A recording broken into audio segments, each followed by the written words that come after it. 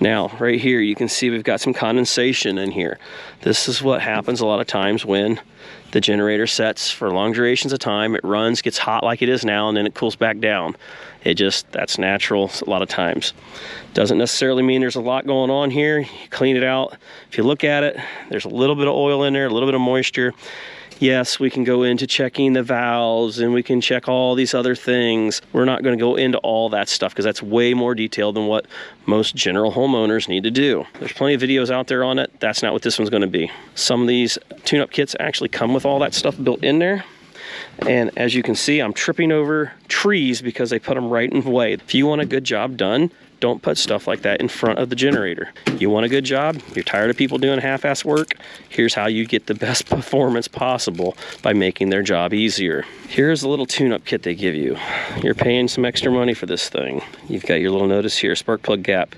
Ensure it's right. You're gonna have to look that up. Chances are it should be in your book. Here's your little make-believe funnel. I generally never use that. Here's your spark plugs. These happen to be RC12YCs. Sticker, so we actually know when the generator was serviced. A little towel, like I said originally.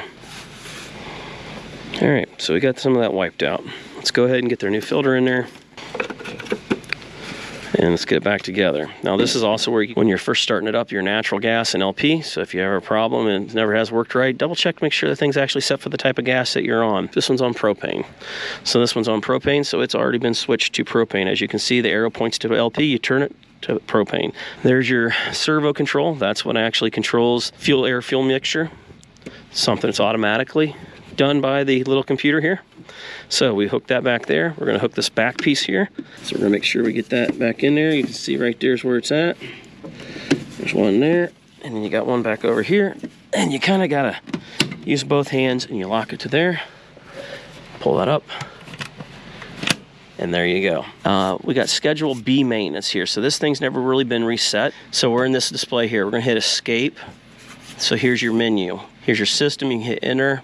It tells you that it's switched off. Do some Schedule B stuff. Escape to get back out of there. We're gonna hit the up arrow. We're gonna go over to submenus. Now this is only gonna let you in so far without the code. Hit enter. History, you can see your history here. Here's your alarm log, here's your run log.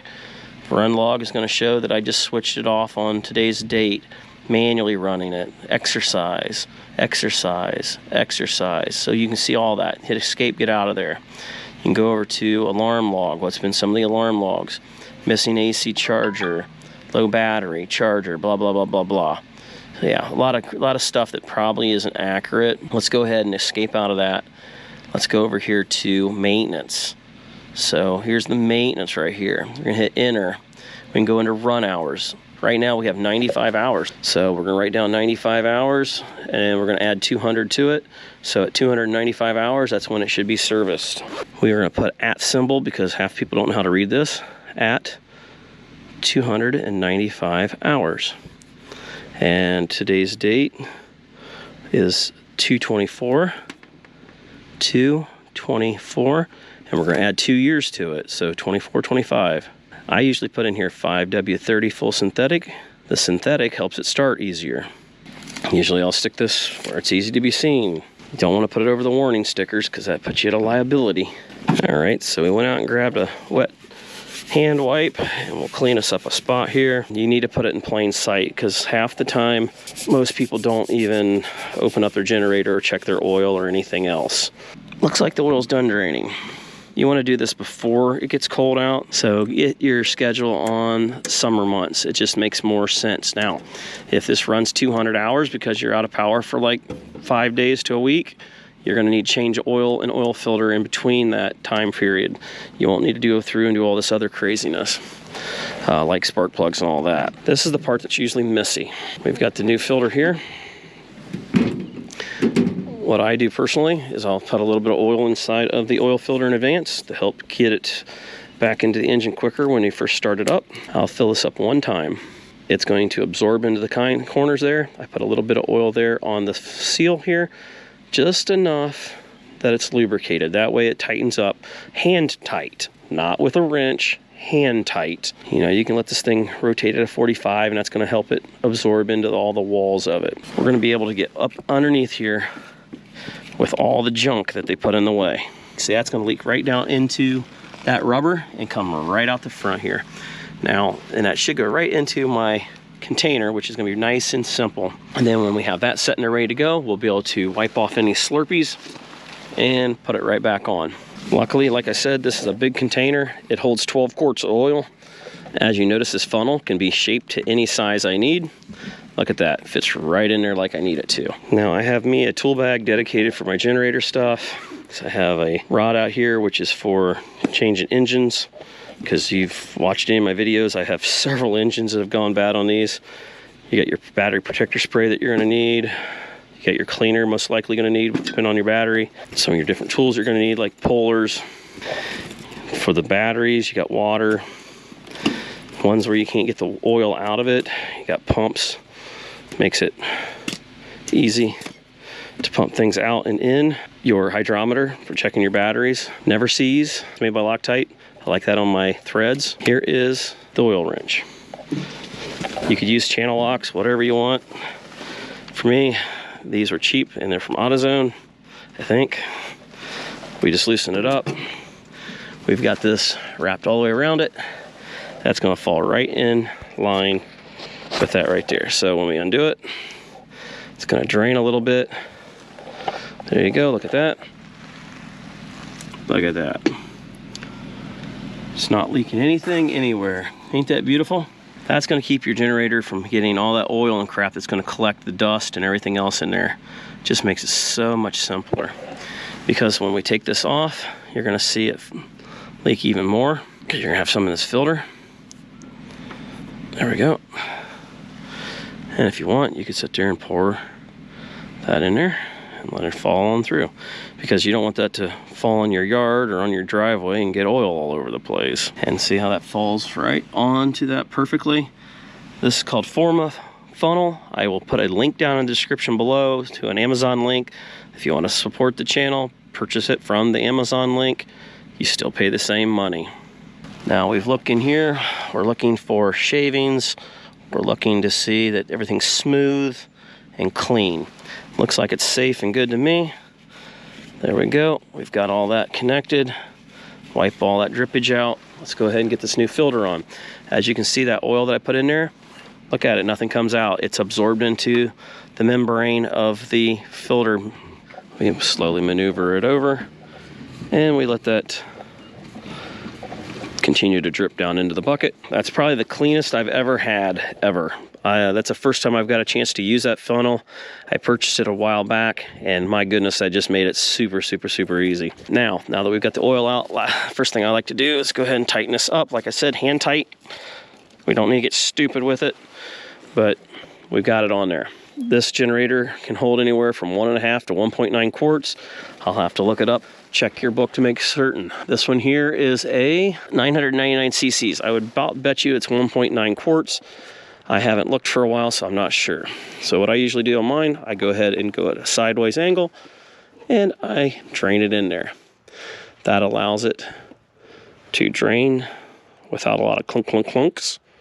And we'll go ahead and get this thing refilled back, and then we'll start checking it as we get close to it, and we'll add until we get to the proper level. You got to allow it some time for the oil to drain to the very bottom. You want to use the right oil that's recommended by the factory for the weather you live in.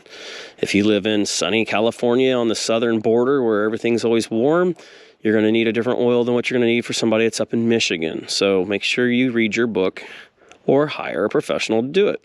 And like I said, use the advice I said, find a dealer that's overqualified for what you need. That means the person's going to have more experience than what you need for your generator. And that means they're going to be able to easily work on it. Look for a premier dealer. Look for one that has the most certifications. If the dealer has a lot of certifications, that means they've went out of their way. They specialize in generators. They're not just happens to be subcontracted with Lowe's or Home Depot to install these that doesn't have any clue what they're doing. Just trying to make a quick buck to fill in some time where they need some jobs. That's what you got to watch out for. These generators, unfortunately, are sold to anybody. Anybody can buy them. There's no regulations whatsoever. The only regulations is if you want to do warranty work, and even then it's a 3-day class. And I'm going to tell you right now, you cannot learn how to work on these effectively in 3 days and be efficient. And what's bad is they only cover the new generators. They don't cover the old ones. Find a dealer that has some experience with them and specializes in them. That is a key fact here. My weakness is sometimes on the motors, which they don't teach you how to work on the motors other than doing basic adjustments. They generally do not have you replace any major components. That tends to get into a engine mechanic. And because I am a heating, air conditioning, refrigeration technician, I don't specialize in motors. It's not my thing. I can do it, but I don't really care to do it. Now that we've got that on there, we're going to go ahead and put this back together. I'm going to start it up so I can check my level. I'm not going to let it run for a long duration because I don't want the spark plugs hot when I'm trying to change them. So we've got everything back together. We made sure there's nothing laying in around that's going to get caught in the fans or the motor or anything like that. Make sure all fingers are clear, all your animals and dogs and cats and all that's out of there. Let's go ahead and hit manual, let it start up and run. We're going to let it circulate around a little bit. All right, so we're going to shut it back down. That should have filled up the oil filter and everything should be spread throughout the engine, and now it's going to drain down. We're going to let that do that for a minute. Now, we've got to change spark plug here and the spark plug in the back. They got those mounting brackets on there. I removed these mounting brackets. Those are 10 millimeter. Keep them, save them for later, but they're in the way when you're trying to work. They no longer give you this nice little socket thing that made it easy to change the spark plugs. You're gonna laugh, but this right here is my favorite socket for changing these spark plugs. This works on all of them except for the model that has the bigger spark plug at the bottom base. The reason why I like this is it gets right into those tight spots and you can change that handle position and you can get into those really tight spots in the back. A regular socket will work just fine. I just find these to be very easy. You just get her on there and presto, it comes apart. Do I need to change that bracket? Look how my thumbnail's getting caught on that. I usually do this with my drill, but in the back ones, you're not going to be able to reach that without a swivel. So go ahead and get this yanked out, and then we're just going to snug it back up.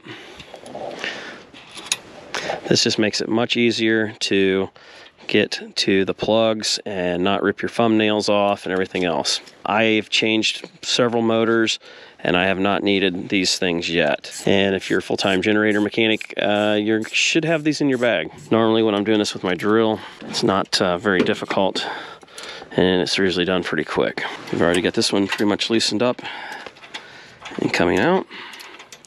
This will give us a chance to inspect our spark plugs and see if we got all the oil on them build up or what exactly is going on with them. That one there looks like it's burning pretty good. I don't see any oil on them.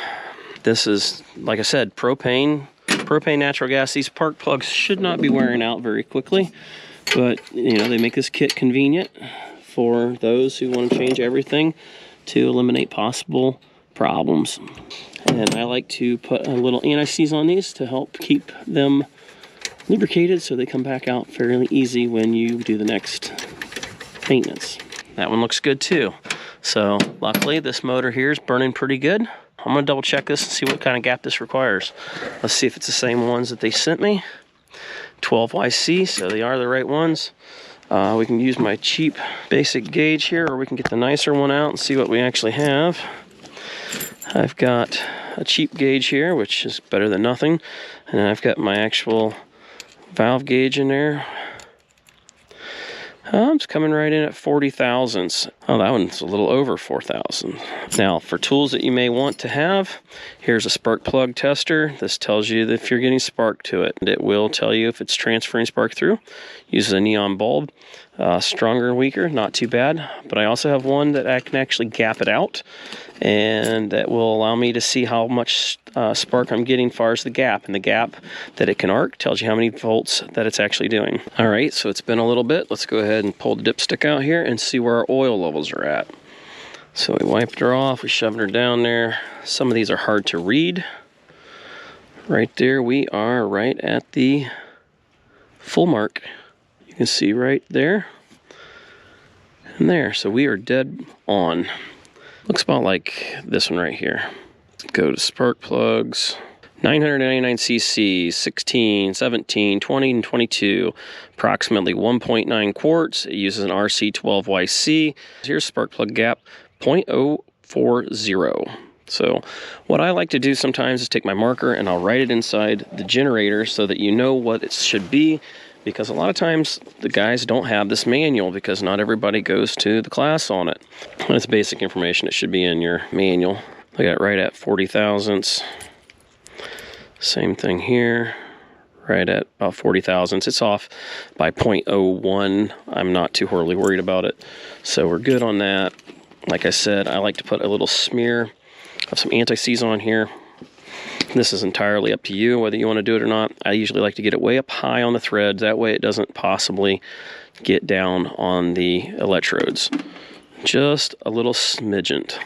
We're not talking enough to get it all over the plug and slopped all over, but just enough to, when it goes in there and starts threading, it's going to help keep it from seizing itself in there, because a lot of times these don't get changed very often. So we're going to thread that in by hand. And another nice thing about this little Generac wrench set here, you're not as likely to go stupid with it and break things or over tighten them. There we go, and good. And we'll reattach it. Now you could put some silicone grease on that plug. These are fairly new, so I'm not too worried about it. A little silicone grease helps it slide on and off a little easier, but this is fairly new, so not a big deal. Now we're going to want to change our schedule here. Service performed, yes to enter, no to escape. We're going to hit yes, which yes equals enter. So there we go. Now it's been reset. We're good to go there. And we were able to do that without messing with any of your current settings. Submenus, maintenance, there's your run hours, schedule, next hour, 200 hours or 224. So we've got that. 224, 24. They're only doing an out 1 year now. Wow, they've changed that, didn't they? Next maintenance, blah, blah, blah. Inspect battery also. So you want to go through here, next maintenance. So you've got the battery and the oil stuff being all done at the same time. There's your maintenance log. It'll tell you that it was scheduled B. That was the second service, which was today. And you can see that that service had never been reset. We're going down arrow because you can see 34, 33, and you can see that, you know, when it was either never done or somebody didn't reset it. So we can just go ahead and escape that. Like I said, run hours 95.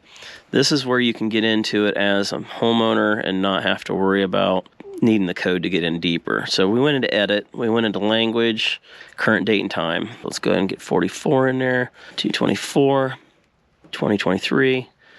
Hit the exercise time, Monday at 12 o'clock. I'm not going to change their date because that's what they're used to. Firmware update, which you should check that and verify that you're up to date. But once again, if you're a homeowner, you're probably not going to be able to do that. Some of the different firmware updates, depending on what it is, and I don't have them all memorized, had extended run times and stuff like that to allow the brushes to de-ice. Now, to get into the dealer there, you got to have a code to get into that. You can screw a lot of stuff up in there, so we're not going to give you that.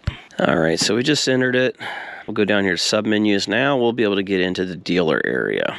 Battery voltage. So instead of just getting the idiot light that says yes, it's good or bad, we can actually see that our voltage is 14.5 volts. Output voltage, output frequency, speed, utility input voltage. Reset maintenance, yes. We're going to go ahead and go in there and go yes. That way I know for certain that it actually did it. We can do our test. Utility inputs. So we're in test mode right now.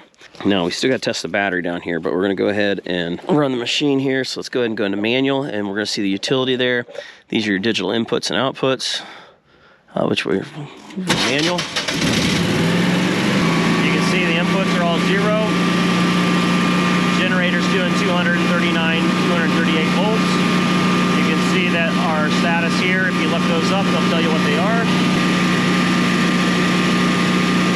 Output voltage 240, output frequency 60.1, engine speed 35 to 3600 RPM area, we don't even have to get our meter out. We can see exactly what's going on. The newer generators have definitely gotten better. I've got a lot of complaints out of the old ones, but the newer ones, they have been a lot better than what the old ones were.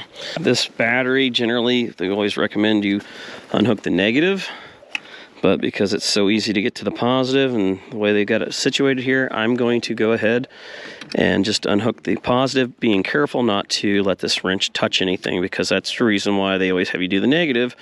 Because if you were to be wrenching on it and you hit this metal, you're going to have a direct short, and it's going to have a catastrophic event happen in your face. But what we're wanting to do is we're wanting to isolate the battery terminal so that we can run our tester on it. Now, this is a load tester that puts a load on the battery. The factory does not recommend you use that. I have a generic battery tester here that I picked up on Amazon. It's a no-name Chinese ripoff, whatever, but from what I've found from it, it actually does a really good job. We're going to go ahead and connect to there. We've got good connections here. This is going to do it electronically. So it's 12 volt. The capacity of this battery, 540 at 0. We're going to worry about worst case scenario, so we're going to go 540. So we're going to hit capacity. We're going to go standard battery, accurate test, cold cranking amps, and let's take it up to 540. 540, hit enter. Great. Came in at 13.38 volts. That's isolated from the battery charger on the generator. 510 is what it came in at, 89% of that. Your battery internal resistance, 5.4 mega ohm. So we tested again, same thing. You could write those down. That way, as you see the resistance start to change, you know the battery's starting to fail internally as things go along. I've tested this on brand new batteries, and it usually comes right on the money where they rate it at. Now, as far as doing a load on it, like I said, they don't recommend you do this, but this was all we had in the beginning days. You hook it on there, you get a good connection. You usually want to go straight to the battery itself. You don't want to go through the posts like I'm doing here, but I can tell that they're so clean that I have no problems. The meter on this is old analog. It's saying somewhere around 13 some odd volts. When we give it a load test here, it's going to energize the circuit to a little electric heater element in here, which is equivalent to about 100 amps of current.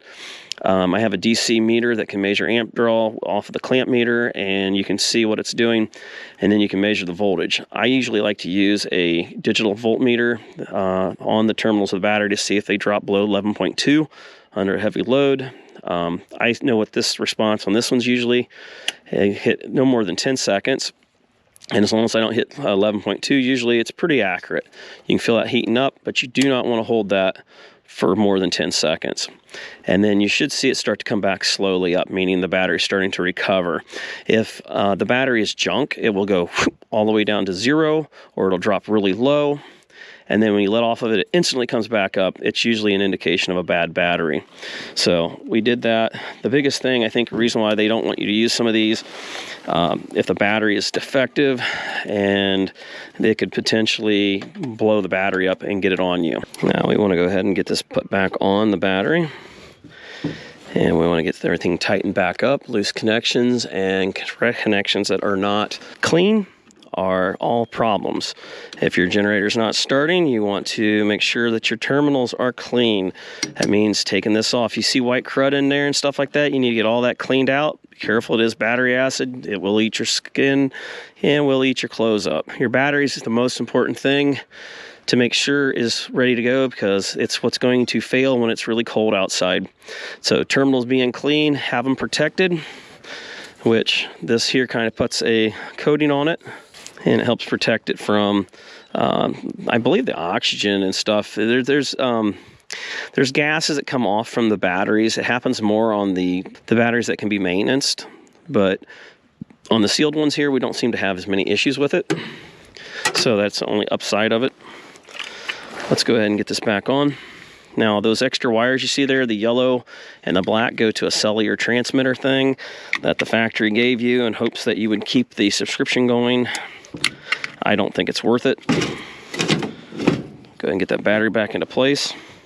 So you can see, should be able to see that it is at 1.1. Let's go ahead and hit start. 129 for a split second. Now we hit inrush. Watch what the amp draw does here under inrush.